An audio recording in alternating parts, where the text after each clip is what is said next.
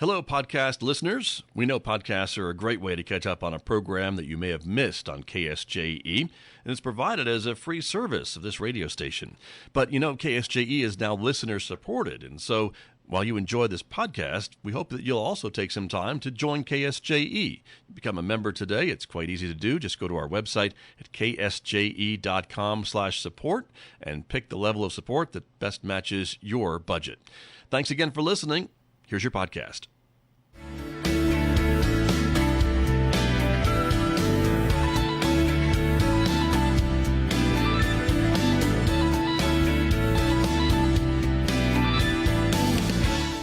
"12 minutes past 8 o'clock. It is Thursday morning, the 28th day now of August 2025. Good morning, everyone. I'm Scott Michlin. Thank you for tuning in to KSJE 90.9 FM over the air here in San Juan County, New Mexico. In Durango, Colorado, we're broadcasting at 103.3 FM. And if you're listening to my voice anywhere else on the planet, you've gone to our website to do that, ksje.com, or maybe you're listening through the new KSJE app. Glad to have you with us, of course. Also, welcome to our viewers who are joining us. The video of this program streaming out live to the KSJE Facebook page and also to our YouTube channel. Welcome aboard, everyone. So glad that you are here, because coming up today, our guest from the San Juan County Partnership, talking about some special programs going on about prevention in our community. We'll talk more about that coming up in the next few moments right here on KSJE, so stay tuned for that. Later on this hour, we're going to be talking about 4x4 Week that's happening here in Farmington next week. We'll get the details about that, the takeover of downtown, and much, much more. That's coming up later on, 8:50 a.m. here on KSJE as well.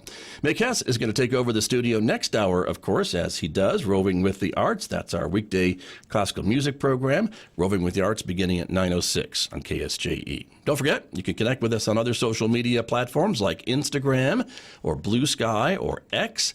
And if you're a podcast listener, you can subscribe to KSJE Podcasts wherever you listen to podcasts and maybe discover a new local program that you may have missed recently.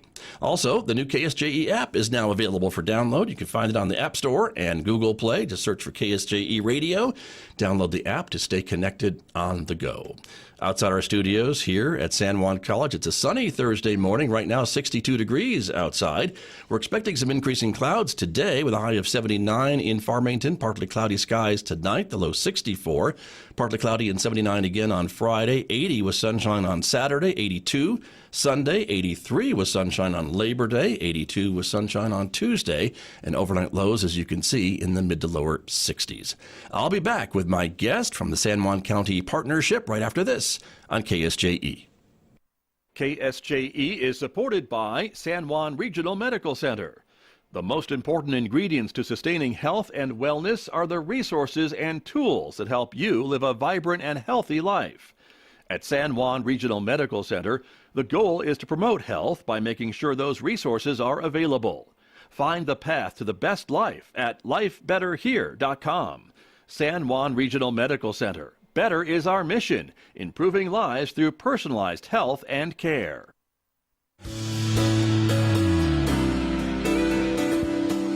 Now back to Studio A and the award-winning Scott Michlin Morning Program on KSJE. My guest this morning from the San Juan County Partnership, as I mentioned, Julie Smith is back here with us this morning. Good morning. Welcome back to KSJE. Good morning, Scott. Good to have you here with your new title. Yes. Exactly. Congratulations to you. You are now the Development Director and Project Director for Partnerships for Success with the Partnership. Correct. Great. Very good. That sounds like a big job. It's going to be, yes. Okay. It's very, very new. So diving in head first and trying to figure it all out as I go along. Okay. Well, there you go. I think no one better suited to do it than you. Thank you. I would think. So there you are. Let's start by talking a little bit about some of the things you've been doing, I know, over the summer and last few months. And one is a program called Arts in Prevention, right? Yes, art is prevention. Art is prevention. Yes, art is prevention. Sorry, you wrote it down correctly. I read it wrong. My fault. Thank you. No worries. Yeah, art is prevention. It's a program that we started with the last grant cycle, and for the Partnerships for Success grants. We're in a new grant year. We're about to finish first year of this 5-year grant from the Substance Abuse and Mental Health Services Administration. And what it is using art as a tool to have some really informal conversations with kiddos about prevention. So when we say prevention, many people don't even know what that means. So Right. let me talk what prevention is. Okay. So when I say prevention, I mean alcohol, tobacco, and other drug prevention. So talking to kids about alcohol, tobacco, cannabis, other substances, talking about how beneficial it is for them to wait. So, I'm sure most of us are of an age that we remember. Some are an age more than others, but yes. We remember, the Just Say No campaigns. Sure. Which we found out later that the science behind that, well, there really was no science behind it. So now we... Wasn't as effective, maybe, It was as they had not. hoped during those days. No, it was not effective at all. And so now we take a different approach to prevention education. Instead of telling them, just say no, we know that's not really realistic, but we talk to them about the science and about what things are actually doing to their bodies, and encouraging them to at least wait. Got it. That we have the laws around age restrictions for alcohol, tobacco, and now legalized adult use cannabis in our state for a reason. And that's because of brain development and body development. So if we can encourage our kiddos to not start those substances until their brains are much more developed, because the brain develops until around the age of 25. So if we can get them to wait till at least that legal age, then we give them the best chance to be the best versions of themselves that they can be. I see. Gotcha. Okay. And I guess the idea being, too, is that these kids are going to be, maybe they're going to know about these things. They may be curious about these things. And so by giving them information and important facts to allow them maybe to prevent getting addicted or even using these at a younger age because of the brain development that you're talking about, that gives them the power to make their own educated decisions. Is that kind of where we're going? Yeah, exactly. So Okay. talking about them, and again, in really informal ways. So we just have discussions. It's not, it's not a lecture. It's not like an assembly type program. There's not a curriculum, although we do all of those things as well. Sure, right. In the school setting. But this program is really a more informal conversation. Like, what are they seeing in their schools? How does that make them feel? And when we're doing this, we're doing a couple of things. So in prevention education, we have risks and protective factors. So one of the things that we want to try to do is build up protective factors. Sometimes there's not a lot of things that we can do about the risk factors that children are facing, but we can do a lot about protective factors. So one of the protective factors that we work on in artist prevention is building up their confidence and giving them an adult that they can come to and talk to. So building that trust, having a trusted adult in their life, it can make all of the difference. And so sometimes some kiddos, they don't have a lot of that. They don't get a lot of one-on-one time with teachers anymore. We've got overcrowding in our classrooms, and the Boys and Girls Clubs do an excellent job of trying to make that connection with students. But again, they have much larger groups that they're working with. Me, I'm taking 6 kids at a time. So that gives me, a couple hours a day, one-on-one with these kiddos, that I am able to build more trust and develop those relationships and help increase those protective factors, while also doing some really cool art. There you go. So Gotcha. I think we've got some pictures to show. We do. You send some pictures along about how you work in art with prevention. Yes. So my side hustle, my little passion is I'm a ceramic artist. I'm a potter. So using You're that... not a professional radio guest? I'm not. shocked. I'm shocked to hear you say you have a different side hustle than this. Yes. Okay. So combining that with my love of teaching and wanting to make an impact on our future generations, that's how Artist Prevention was born. Mm-hmm. So we see a picture of some of my kiddos here at the Boys and Girls Club of Farmington. Right. And they're doing what I call critique, actually what the whole art world calls critique, Okay. not just me. So at the end of our 3 weeks together, we go around and talk about each person picks out their favorite piece of their own and talks about why it's their favorite. Okay. And then we walk around and talk about, we pick a piece of each other artist's and talk about why it's our favorite of theirs. I see. So, and these kids look pretty young to me. Of course, everybody looks young to me. But what's the age group of the children that you're working with? Starts with first grade. Okay. Well, we just didn't happen to have any kinders in the club this year. But I guess it could include them too. It could include kinders. I see. As long as they're 6 years old. Okay. And all the way up through the oldest teens that are at the club. So not that's what we're necessarily- seeing here. Yeah. Is some teens working on some projects. Right. So not too early to talk about this topic in No. this type of way that you No. do, right? Not too early. It's never too early to start talking about, well, first to start building those protective factors, which we don't even have to talk about substances to build protective factors. So, but talking about those substances in a really informal way, even at as young as kindergarten, helps to build their resistance later, helps to build refusal skills later. Okay. And so most of the time what I hear from the younger ones is, they're really just talking about mom or dad or the other adults in their lives that are using substances, alcohol or tobacco even.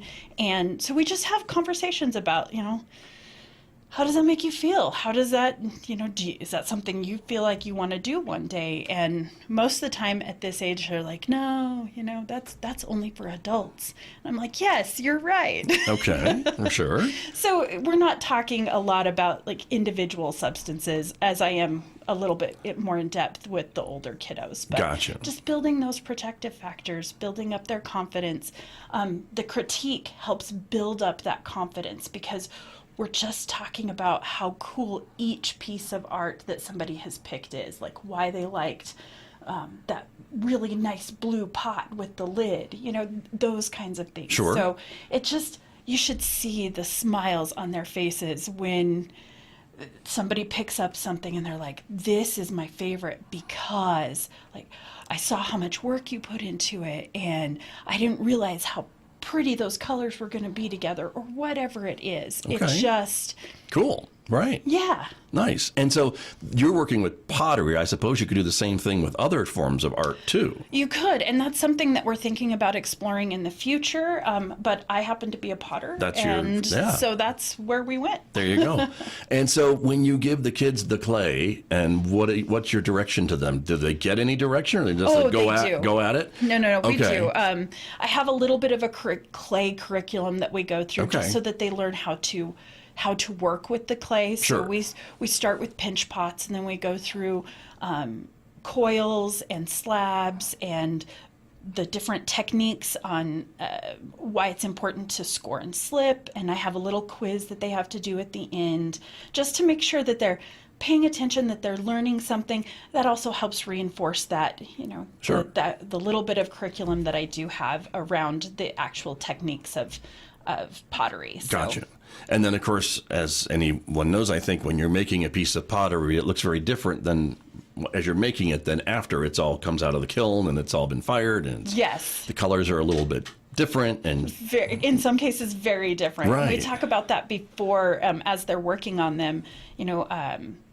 Sometimes the glaze as they're putting it on, it looks absolutely nothing like what it's going to look like once it's fired, because all of those cool, science chemical reactions that happen when you heat stuff together. So Right. yeah, it can look extremely different. And talking to them about that, and they're always just amazed when something comes out and they're like, oh, Miss Julie, you said that was going to be blue, but I didn't think it was really going to be blue. Because blue is one of the ones. It starts off kind of a grayish purple, and then it turns into this bright cobalt blue, and Nice. they're always amazed at that. very cool. And so you are taking this program to the Boys and Girls Clubs of San Juan County, meaning there's kids, yes, or just Farmington? No, just Farmington. For now. Because Farmington happened to have a kiln. Aha. So Makes sense. so it's really, you can transport bisqueware and greenware, but it's You take a risk. You take a very big risk. So Gotcha. the fact that they happen to have a kiln really helped develop this program. Sure. So very cool. And so you're hoping that obviously this will continue, you hope, into the future with more kids at the Farmington Club? Yes. As a matter of fact, we had a planning meeting yesterday, and we've got cohorts scheduled out for the fall. So it will continue to happen fall and then spring, as long as we have this grant and we're able to do it and the club wants us there, we'll be there. Okay, there you go. Very cool. And so just a few more pictures to share because you sent them over. We want to make sure Mom and Dad get to see their kids on the radio, whatever that means, but on the screen. So there you go. That looks pretty fancy, this one. Yeah, it's cobras fighting in a field of golden flowers. Okay, I got it. I can see that. So yeah, isn't that cool? That is very cool. Like the ability to express themselves in art is such a cool thing to watch them develop and to help them understand how clay works and what you can and can't do with it, and watch them push those boundaries where I don't even think they can go, and sometimes they still work. So it's really fun for me and for them. Very cool. Were you a little nervous about this one, surviving the firing process? Just the drying process, because he had such stark angles on that clay. As a matter of fact, a little piece broke off we just... Glue it back on. He's nah. Well, you can't really glue it back on. Oh, Scott. okay. Well, that's what I would do. That's why I'm not the teacher. Now he just adapted it. He's like, okay, all right. Well, then if it can't be that, then it's going to be this. And so it had that resiliency, helping to build that as well. See? Yeah. Very cool.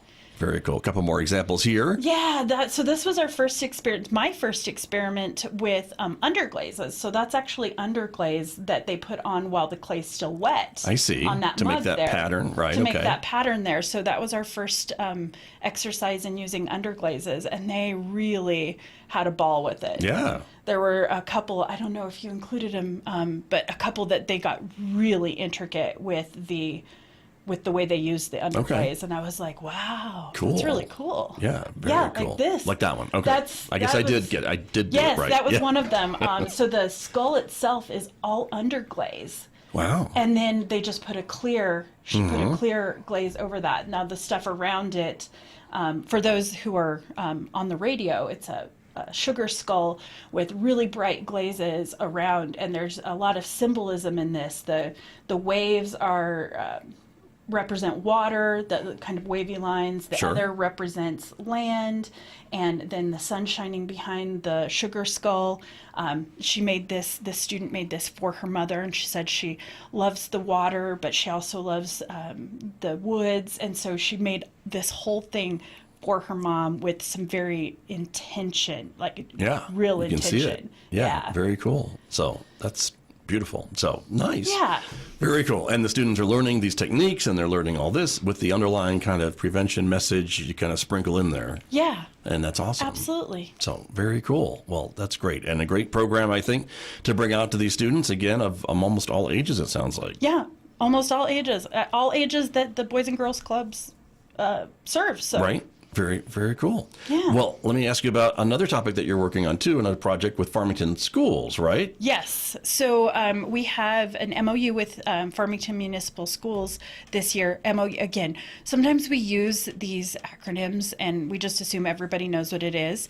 It's a memorandum of understanding. Right. So we've got an informal contract, if you will, with the Farmington Municipal Schools that we are going to go into 8th grade health classes this year and do units on vaping and cannabis. And these are from the Stanford Reach Labs Prevention Education Toolkit.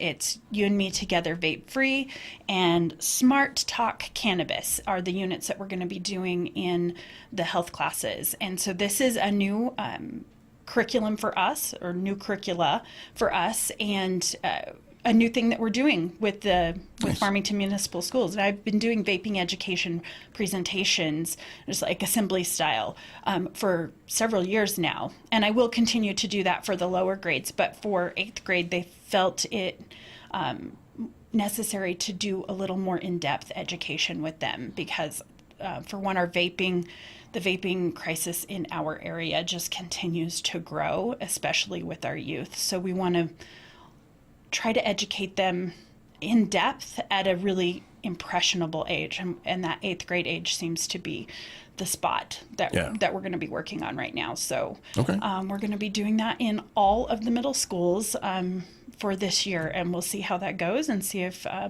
we do it again next year for this grant. So very good. Shout out to Farmington Schools for recognizing that this is an important message to get into those 8th graders and for them to hear. You've been talking with me, I know, on this program about the increase in vape use among youth and how they may not understand all of the dangers, and I think even the rest of us don't always understand the dangers. There's a lot of studies still being done about the impacts of vaping on developing brains and even adult brains. Yes. So again, we've been studying tobacco and the effects of tobacco and nicotine on the body for a really long time. So we've got a lot of research behind that. But because vaping has been around for such little relative time, there's not as many extensive studies. But some of the things that we're seeing now are that it can be just as dangerous, if not more dangerous, than smoking tobacco. Now, are we encouraging you to stop smoking tobacco and go back to smoking tobacco instead of vaping? Of course not. But we want to educate people so that they can make choices, really informed and smart choices for themselves.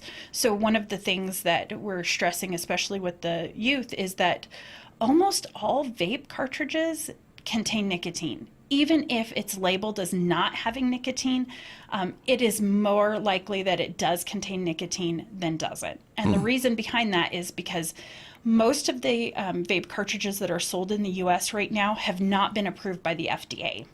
The FDA approval process is long and arduous for these things, and there's a tiny little loophole that if they have applied for FDA approval, they can bring their cartridges into the U.S., or if they're in the U.S. already, they can bring them to market. That's how they can sell them, I guess. That's how they can without sell them. being approved.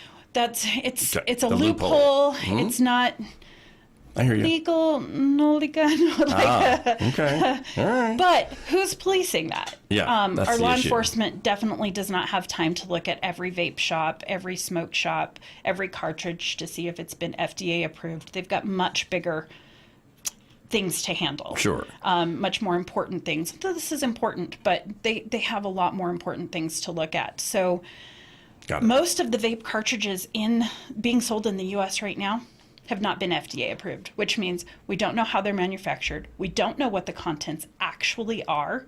And oftentimes, if they even have a label of what the contents should be, that's not actually what's in them. So some people have done some independent testing, went around, bought up vape cartridges specifically that said that they did not contain nicotine.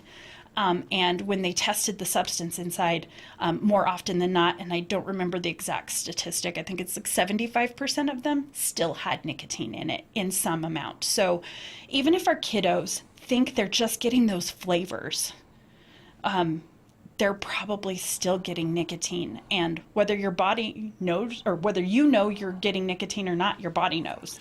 And you're forming that nicotine addiction because that's just what happens in our body. We take nicotine in, it stimulates a reward pathway, creates those nicotine receptors, and there you go.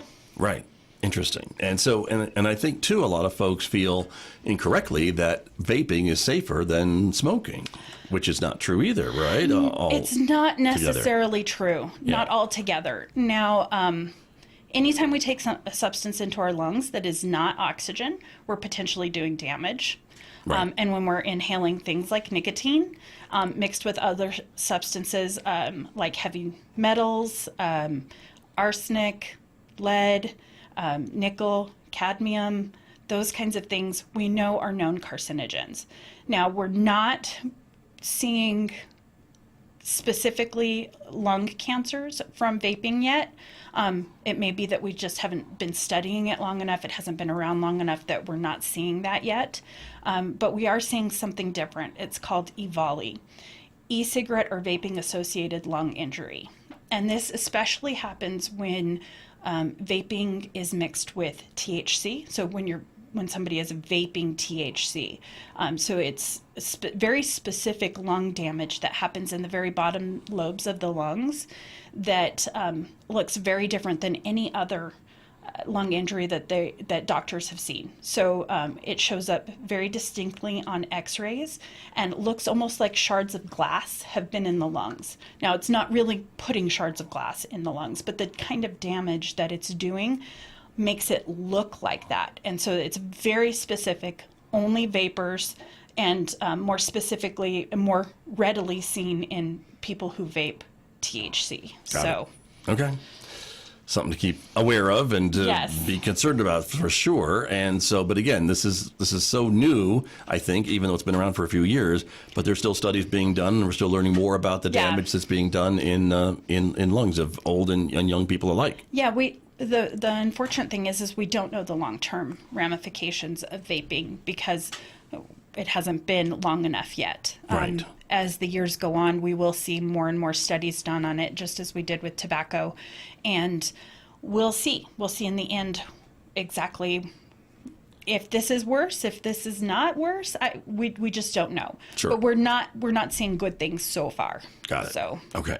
Very good. But again, you're right. I think anytime you do inhale anything into your lungs, there's going to be probably some damage if it's not oxygen. And yes. So that's why people in fires have smoke inhalation and they have lung damage if they're in for too long. So that's an issue. So voluntarily inhaling something into your lungs is probably not a good idea. Probably not. We're not doctors, but even we know that. Just a tiny bit of common sense there. Exactly. Very true. Well, we're just about out of time, Julie, but I know you've got a couple events coming up that I want to let folks know about. One is coming up pretty soon, in a little over a month from now. Yeah, the Farmington Night Out is October 7th from 4 to 7, downtown Farmington. It's a new location this year. It is a new location and a little bit new title. It used to be National Night Out. We're rebranding it as Farmington Night Out, and it'll be downtown between Auburn and Locke Streets. And downtown Main Street will be closed off from Auburn to Locke Street for this event. This is a big partnership, San Juan County Partnership, United Way, City of Farmington, Farmington Police Department. Others too. I'm sorry if I'm forgetting all of the sponsors. I don't have a poster for this yet, although I just saw this morning that the Farmington Police Department did release a little save the date on their Facebook page. So if you want to go check that out from the Farmington Police Department. But we know it's going to be October 7th. October 7th. From 4 to 7 p.m. 4 to 7 p.m. Okay. And then you're already putting together work on the conference that'll be happening, next year? Yes. The Creating Cultural Harmony Conference? Yes. So this is a shout out to everybody who needs cultural competence, CEUs, social workers, prevention specialists, other folks who need cultural competence CEUs. We will be doing Creating Cultural Harmony Conference again in the spring. It will be April 17th at the Farmington Civic Center, and we will be doing a little different this year. So we're going to have the main conference during the day, as we always do, and we think we're going to do something a little special in the evening, do a dinner and some sort of fundraiser, maybe art auction. We're working on the details right now, but this is just a little teaser, and if you need those CEUs, get that saved on your calendar now, and we'll definitely have more information and some better detail as we get closer to the event. Sounds good. April 17th. April 17th, 2026. Okay, very good.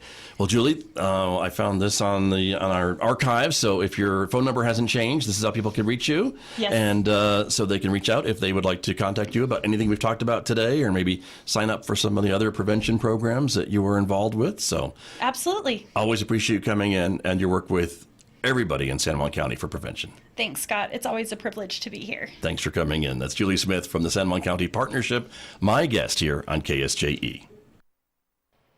Did you enjoy that podcast? We hope that you did. And if you did, share it with your friends. And if you really want to keep podcasts like this coming, please support KSJE. You can do it easily online at ksje.com.